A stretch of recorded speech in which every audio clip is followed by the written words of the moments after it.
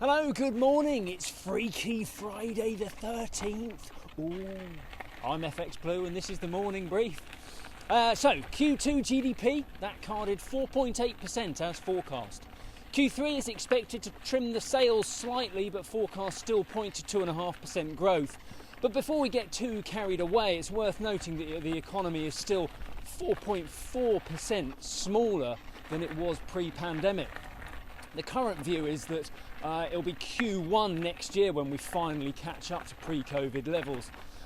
It's also worth remembering that furlough comes to an end next month. That's likely to be a real test for those businesses that have been relying on government support to stay afloat. A clear risk horizon for sure. And all these reasons point to why the Bank of England is in no real rush to adjust policy. Indeed, tapering of QE is it's unlikely to happen before October, and it may just as easily be delayed until the new year. Don't forget, we only had one vote to reduce QE at the last meeting, so there's still a way to go yet. Sterling remains fairly well supported in the market, but yesterday we pulled back slightly to around the 138 level against the dollar.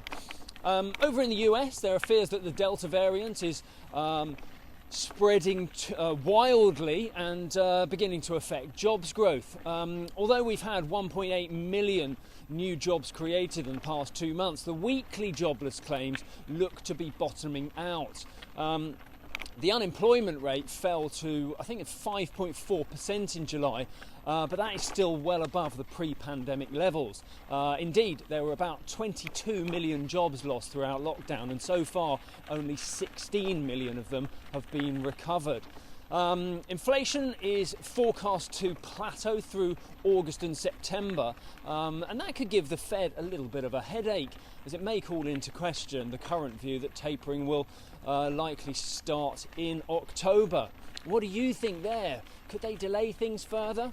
The weight of the October expectation means that we could see a pretty fruity dollar sell-off if they do decide to delay. For now, though, the dollar is enjoying the support from the expectation of October action. The dollar index is seeing a little bit of resistance around the 93 level, though, as euro dollar continues to flirt with major support levels. Yesterday we fell to about 117.25 for euro dollar, and that's where we open again this morning.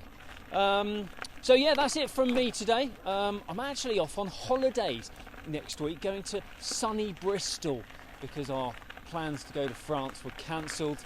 But I may check in all the same. It's fun doing these things. Join me again.